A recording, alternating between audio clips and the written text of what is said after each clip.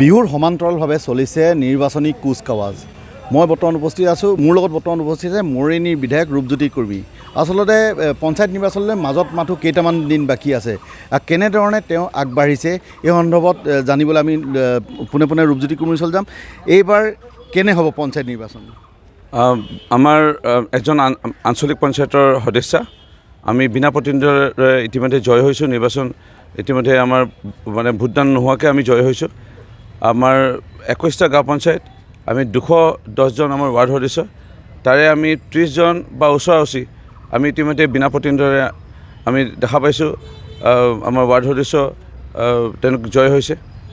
আৰু ইয়াত দেখা গৈছে যে আমাৰ বিভিন্ন ধৰণৰ যিসমূহ আছিলে সংস্থা বা সংগঠন, ক'ৰবাত আমি লোকসভা নিৰ্বাচনত তেওঁলোকে বেলেগ এটা পথ লৈছিল। এইবাৰ দেখা পাইছোঁ তেওঁলোকে আমাক সং দিছে আৰু গোটেই পৰিৱেশটো এটা ভাল পৰিৱেশ আমি দেখা পাইছোঁ। আৰু ৰাইজে উন্নয়ন আৰু প্ৰগতিত স্বচ্ছ নিকা নিযুক্তিৰ পৰা আদি কৰি বিভিন্ন আঁচনিসমূহ খুব সুন্দৰৰূপে কোনো পাৰ্থক্য কোনো ভেদাভেদ নকৰি সকলোকে প্ৰদান কৰাৰ এই গোটেই কথাবোৰ লৈ পেলাই ৰাইজ বিজেপিৰ লগত থাকিব, NDAৰ লগত থাকিব, এয়া মই দিব বিচাৰোঁ। যিহেতু এইবাৰ যি ৱাৰ্ডৰ যিসমূহ প্ৰাৰ্থী আছে তেওঁলোকে চিম্বল ব্যৱহাৰ নকৰে, অসুবিধাৰ সৃষ্টি হ'ব নেকি ক'ৰবাত? চাওক, মই এইটো কাৰণে আমি কৈছোঁ 30টামান ৱাৰ্ডত কোনো প্ৰতিনিধিত্ব কৰা নাই, এজনে প্ৰতিনিধিত্ব কৰিছে, তেওঁলোকে জয় হৈছে।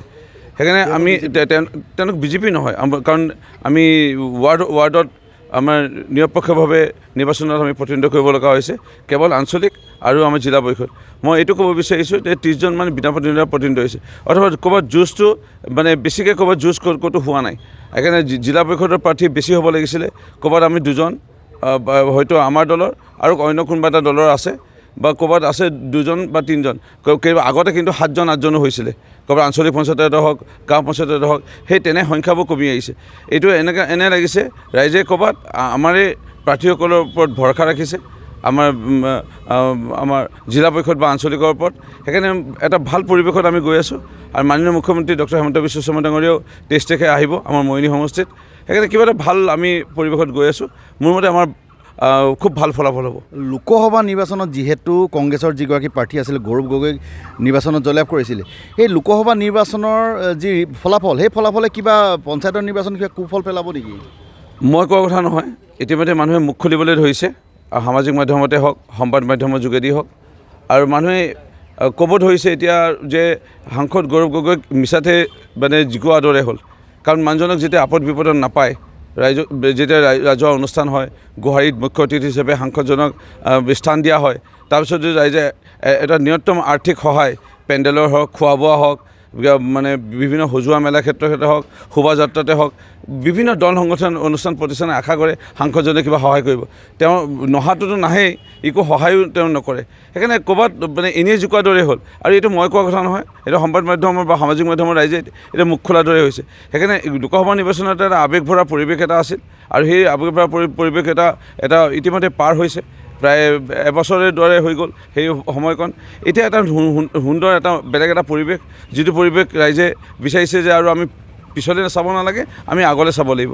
আমাৰ উন্নয়নটো মূল লক্ষ্য, প্ৰগতি আমাৰ মূল লক্ষ্য, বিকাশ আমাৰ মূল লক্ষ্য। সেই লৈ পেলাই লোকসভাত নিৰ্বাচনৰ লৈ পেলাই যিটো হৈছিলে, ইয়াত চাগে পঞ্চায়ত নিৰ্বাচনত তেনে প্ৰভাৱ নঘটিব মোৰ দৃঢ় বিশ্বাস। শেহতীয়াকৈ দেখা গৈছে যে অখিল গগৈয়ে কিন্তু ৰাজনীতিক ক্ষেত্ৰখনত যথেষ্ট সক্ৰিয় ভূমিকা লৈ আছে, আপোনাৰ বিৰোধী ভূমিকা লৈছে বা বিজেপি বিৰোধী ভূমিকা লৈছে।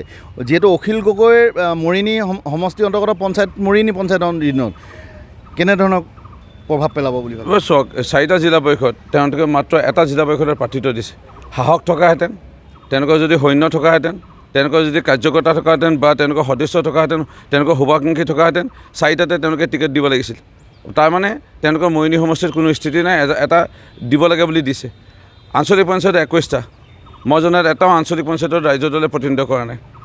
তেনেস্থলত যদি আমি চাওঁ, এটা মানত যদি কৰিছে মই নাজানো, কিন্তু মই জনাত এটাতো কৰা নাই। আৰু যদি তেওঁলোকে কৰাই নাই, ৱাৰ্ড সদস্য কথাটো আমি বাদ দিছোঁ, আঞ্চলিক আৰু জিলা পৰিষদত তেওঁলোকে প্ৰাৰ্থিত্ব দিবলৈ যদি সাহস কৰা নাই, তাৰমানে কি বুজা যায়? থাকিল কথা অখিল গগৈৰ কথা শিৱসাগৰ ৰাইজে শুনিবলৈ নুশুনে, শিৱসাগৰ ৰাইজে তেওঁৰ কথা শুনিবলৈ নহয়, সেইটোৱে আচল আমাৰ লক্ষণীয় বিষয় হয়। সেইকাৰণে অখিল গগৈৰ প্ৰসংগটো ইয়াত নাহে। থাকিল কথা অখিল গগৈৰ দৰে গৌৰৱ গগৈ আৰু লুৰিণজ্যোতি গগৈ সকলোৱে লাগিছিল উঠি পৰি শেহতীয়াকৈ উপ নিৰ্বাচনৰ সময়ত বিজেপি দল বা NDA সমৰ্থিত প্ৰাৰ্থীসকলক পৰাজয়মান কৰিবলৈ, কিন্তু ক'তো সাফল্য নহ'ল, ক'তোৱে সাফল্য নহ'ল। এতিয়া শেহতীয়াকৈ বিহালীত এনে তাত বহি লৈছিল গৌৰৱ গগৈ ডাঙৰীয়াই যে তাত মানে তেওঁ জিকাবই তেওঁ প্ৰাৰ্থীগৰাকী, কিন্তু তাতো মুখ ঠেকেচা খালে।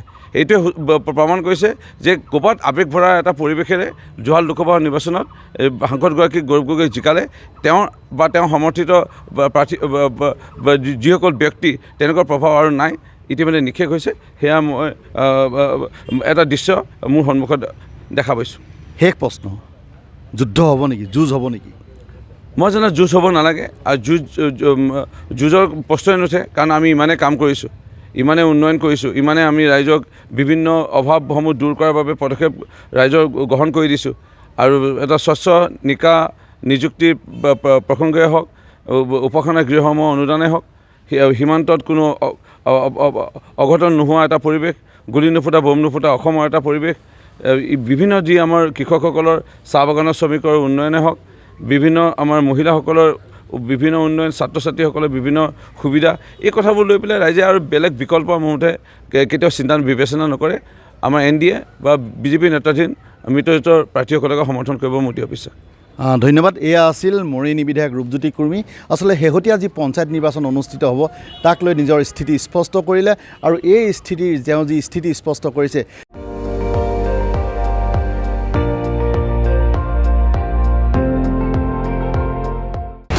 আপুনি চাই আছে ND24, সৰ্বশ্ৰেষ্ঠ নহয় সৰ্বোত্তমৰ দৌৰত।